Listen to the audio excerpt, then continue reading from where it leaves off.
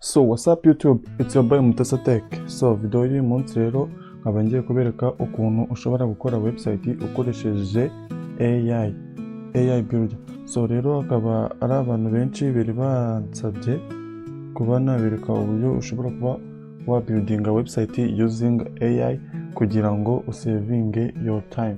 So rero tudatinze reka dutangire. So first thing, ikintu cya mbere tugiye gukora ahangaha, tugiye gufungura browser yacu iyo ari yose. Ushobora gufungura Firefox, Chrome, Microsoft Edge cyangwa se indi iyo ari yose waba ukoresha, Apple Safari iyo ari yose waba ukoresha. So rero numara kuyifungura muri search urahita wandikamo deep. Urabona iyi ngiyi iri ahangaha yitwa DeepSite, niyo tugiye gukoresha DeepSite. Okay, DeepSite, so let's hit. Okay, urabona ahangaha dore ngiyi hano ni iya mbere. Kugira ngo bize kuborohera ndaza kubasigira link yayo muri video description aho hasi, uraza kuyibona kugira ngo uyigereho byihuse utiriwe ujya muri search, ndaza kuyisiga urahita uyibona. So rero ikiza gutya kintu utokorora urahita uyikandaho. So numara kuyikandaho hahita hafunguka ahantu hameze gutya. Wowe aho biraba bitandukaniye n'ibi ngibi rero urareba ahangaha handitseho connected as Mutesa. Wowe bishobora kuba bitariho ibyo ngibyo, rero impamvu biraba bitariho biraza kuba byagusaba ko wakora sign up cyangwa se kuba wakreya account kuri aho bita kuri Hugging Face. Uraza kuhita ubibona, ntabwo ari ibintu bikomeye. Umuntu usanzwe creating ibintu bijyanye n'ama account ni ibintu byoroshye kuri we. So rero ino DeepSite ikaba yarakozwe na DeepSeek. Urabona ko ahangaha urabona n'ubundi hariho ka karogo ka DeepSeek, nubwo atari ko 100% ariko niko ku muntu uzi DeepSeek ukuntu ikora arabizi nyine, kandi DeepSeek nayo nayivuzeho murayizi. So rero ubundi mu bisanzwe iyo tugiye gukora website bidusaba kuba twakandika amakode ameze nk'aya ngaya muri kubona amahanga yahereyeho isi duhereza. Izi ni zo code tugenda twandika kugeza tubonye website dushaka. Urabona iyi ni HTML, ahangaha hajyamo JavaScript, ahangaha urabona iyi ni CSS. So rero ibi ni byo dukoresha kugira ngo tubone website. Gusa twebwe si byo tugiye gukoresha, twebwe tugiye gukoresha icyitwa prompt cyangwa se amagambo. Noneho ayo magambo ino AI ikoremo website dushaka. So rero urabona nk'aka kantu kari kuri hano ngaha kuri uru ruhande kose, aka ngaka I'm ready to work, ask me anything I mean. So aka ngaka kugira ngo kabeho ni zino kode zose uri kubona, izi zose uri kubona ahangaha nizo zatumye aka ngaka kabaho. So rero twebwe tugiye gukora ibyacu, bivuze ngo turaza ahangaha duselecting all zino code zose zirimo hano, niturangiza tuzisibe. Urabona ko tukizisiba bya bindi byari hano byose bise bigenda. So rero ikindi kintu turi buhite dukora kugira ngo website yacu ize iri professional, dusabwa kuba twafata icyo twita prompt cyangwa se amagambo, tukayategura neza, tugashyiramo information zose zigomba kuba ziri kuri ya website yacu. So rero for example dere iyi ni prompt yanjye ivuga ngo act as a prompt pro and write a prompt to create a coffee shop called Mutesa Coffee and is located in Kigali. Urabona ahangaha nese ntangira gushyiraho details z'ibintu byose kugira ngo AI ibisobanukirwe. Kiraho iyi ni location yanjye, kiraho district, kiraho phone, kiraho number de telephone, kiraho email. Noneho ubu ngubu ibi ngibi nibyo iri buze kwifashisha cyangwa se neza information iraza gushyira kuri website yacu. Website yanjye iraba yitwa Mutesa Coffee, ikaba ari website yo gucururizaho udukofi. So rero ahangaha ibi ngibi ikintu bidufasha, iyo munabimenyere kuri AI zose iyo ugiye kuyibwira ikintu ntukayibwire ngo nkorera iki wowe urabanza ukayisobanurira nk'uri gusobanurira umuntu ukayibwira ati step number 1 act as a prompt engineer cyangwa se act as a pro in prompting. Nyine ibyo ngibyo bituma ijya mu mwanya w'umu prompt engineer, yarangiza ibyo ngibyo bigatuma iguhereza ikintu cyiza kandi cyane. So rero ibi ngibi impamvu twandika ahangaha ngo act as ibi ngibi bidufasha kugira ngo yo ijye mu mwanya w'uwo muntu, itekereze mu mwanya we kugira ngo iduhereze final product nziza. So rero ikintu turi bukore ino prompt yacu dufite ahangaha turayikopiya, nitumara kuyikopiya tuyizane kuri ya browser yacu twari twafunguye, tujye tuyishyira ahangaha handitse ngo ask AI anything, tujye tuyipestingamo. Nitumara kuyipestingamo nta kintu turakora usibye kwandika nako guhitinga enter cyangwa se gukanda kuri enter. So rero ahangaha ikora icyo twita vibe coding cyangwa se icyo twanakita nanone live coding. Urabona yandika code urimo urazireba line per line, igenda ibyandika byose uri kubireba. Ibi ngibi umwana w'umuntu agiye kubyandika genda ishobora neza ko bishobora kuba byamutwara umwanya. So urabona ahangaha imaze gukora icyo twita navbar ni ka gace ko hejuru ka website, urabona niyo ihereye ikora. So yakomeje iracyari kuyikora. So rero buretse reka ahangaha tube tuhavuye dufungure indi tab, turagaruka kureba ahantu igeze. Dufungure indi tab. Ubu ngubu ngiye kuba nabereka noneho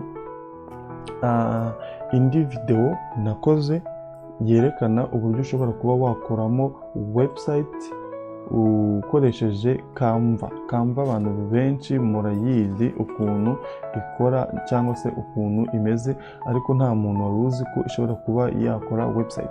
So video rero dore ngiyi yanditseho ngo ni gute, title ni gute wakora website muri 2025. 100% it is free, n'ubuntu, nta mafaranga bisaba cyangwa se ikindi icyo ari cyo cyose, kuko kugira ngo ubundi ushyire website hanze usabwa ibintu ngo bya hosting, ngo domain, ibiki n'ibiki, ibyo byose birishyurwa. So rero ushaka website iri profession, dushobora kuba twagufasha kuba wakora website iri professional, ikaba wenda yitwa for example reka tuvuge wenda mutsateklink.com, cyangwa se wowe ibyo ushaka ibyo byose .com, .net, ibyo ushaka byose turayikora twebwe, ikaza iri professional, yaba ari y'ubucuruzi cyangwa se ibindi bintu bigiye bitandukanye. So rero mnanabibutsa ko rero gutunga website ntabwo bivuze ngo wenda uba ukora ibintu biri aho ngaho bikomeye kugira ngo ube watunga website ushobora kuba wayitunga uwo waba uri we wese.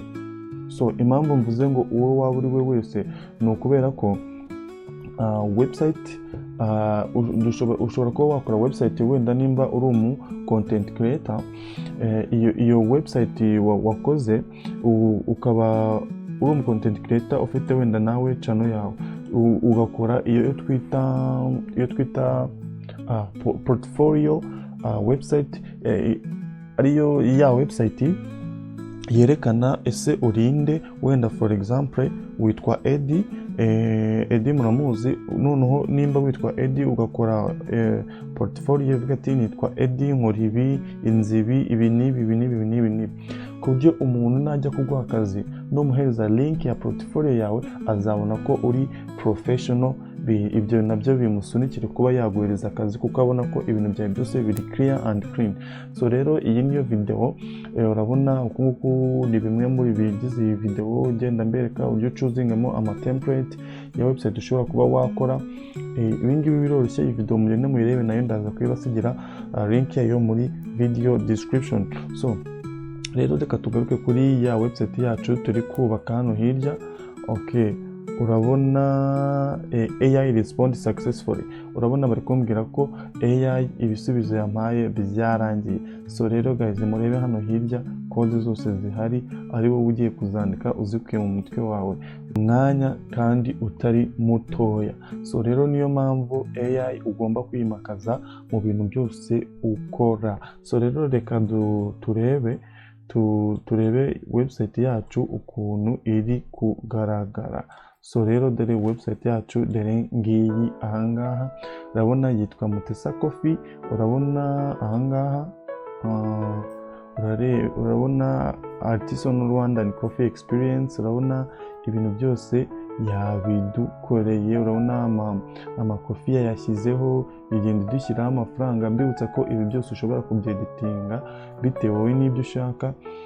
Urabona ahangaha za information nayihaye yazishyizeho: Kicukiro district, Rwanda, phone ngiyi, email ngiyi, ishyiraho igihe dufungurira, ahangaha irangije ishyiraho na watermark hano kuri footer, urabona yashyizeho 2023 Mutesa Coffee all rights reserved. Ubu nshatse ahangaha nahindura nkahita nyigira 2025 kuko turi muri 2025. urabona ndabona ahangaha yashyizemo na JavaScript.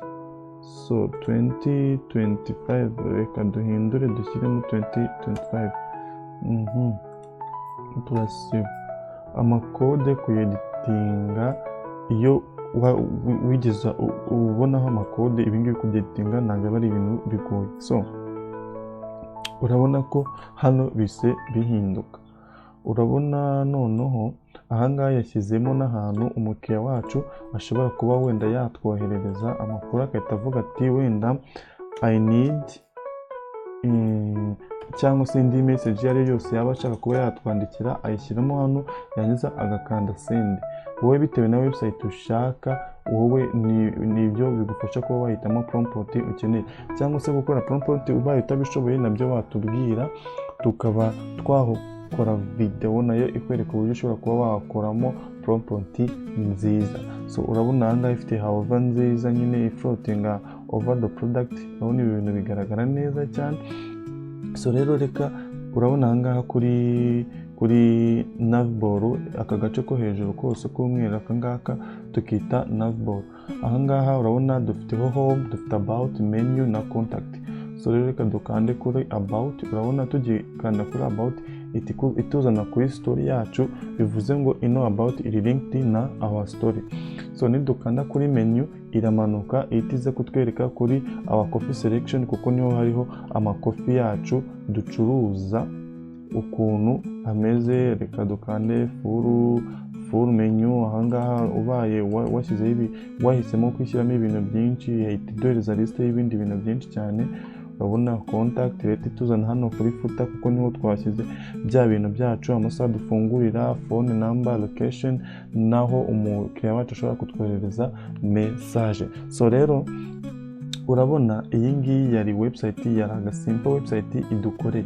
So rero ushobora kwita ukora website bitewe n'iyo ukeneye iyo ari yo yose. Ibyo ngibyo icyo bigusaba nta kintu uri buhindure ku byo nakweretse. Ikintu cyonyine uri bukore ni uko uri bukore icyo twita prompt, cyangwa se amagambo asobanura neza website ushaka, iyo yarangiza ikaba kubakira mu minota mike cyane. ahangaha rero muri prompt ushobora gushyiramo umwihariko wenda ukavuga ati nshaka amabara ameze gutya ya naya, cyangwa se waba ubishoboye ukaza kweditinga ahangaha mu makode. urabona wenda iyo usobanukiwe mu makode ushobora kuzamuka ukajya hano hejuru muri CSS. hano muri CSS ukaba wagira ibyo ugenda uhinduramo ubaye uzi gukoresha CSS. So rero urabona dore iyi ngiyi muri ahangaha muri title, iyi ni title igaragara muri website yacu hejuru, nk'uko ubona ahangaha hari kugaragaramo deep site builder with AI hano hejuru. Rero iyo bishatse kugira ngo nawe ijambo rizajya rigaragara hariya muri website yawe hejuru, nk'uko ubona hano hejuru bimeze, uraza ahangaha muri title uhindure muri ino jambo riraba ririmo bitewe n'ibyo washyizemo. wenda reka tuvuge Mutesa Coffee aribyo turekeramo byonyine. So rero ugenda uhindura utuntu bitewe n'ibyo ugiye ukeneye. utabashije kubisobanukirwa ushobora kureba ino video yindi ndi bubasigire yo gukoresha Canva. Yo ikoresha uburyo bwa drag and drop cyangwa se guterura ikintu gishyiraho nyine ni nko kweditinga nyine ikintu nta bundi bumenyi buhambaye cyangwa se bwo hejuru bisaba. So urabona nk'aha ngaha rero ino website yacu bivuze ko umuntu uri kuri telefone abaye ari kuyireba igenda ikora icyo twita responsiveness cyangwa se ifata shape y'ikintu igiyo. Urabona iyo tuyijyanye kuri uko tugenda tuyigabanya aha ngaha ni nako content zirimo zigenda zikora icyo twita arrangement. Ama flexbox akagenda aba manini cyangwa se matoya bitewe na device turimo turakoreraho viewing. So rero kugira ngo website yacu rero noneho ibe yajya hanze uribaza ngo bigenda gute. Uratuza ukanda aha ngaha handitse deploy to space, kandeho uhite uyita izina, wenda reka tuyite Kigali shop 1. Duhite dukanda hano handitse create a space. Okay, urabona rero your space is live, bivuze ngo website yacu ubu ngubu yarangiye. Reka dukande C space aha ngaha dukande.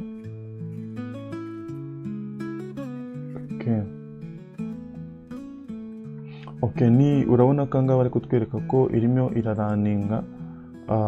Nitumara rero numara kubona ahantu hameze gutya ari kuraninga, ikintu urahita ukora ukanda hano kuri rya zina wise ya website yawe. Ukirikandaho gutya urabona ko website yacu ihise iza iri kuraninga, iri gusa neza kandi cyane. So rero nuko nguko rero bakora website ukoresheje AI. Nababwiye ko ndibuze no kubasigira indi video ikwereka uburyo ushobora kuba wayikora ukoresheje Canva. Ndizera ko Canva abantu bose muyizi. So rero nimba uri mushya kuri ino channel Mutesa Tech Link, cyangwa se no gukora subscribe kugira ngo tujye dukomeza tubane muri video zigiye zitandukanye. Kandi niba hari ikintu wifuza ko twagukorera ntukibagirwe gutanga comment kugira ngo tumenye muri video y'ubutaha icyo tuzabahereza. So rero mwakoze kubana natwe. See you in the next video.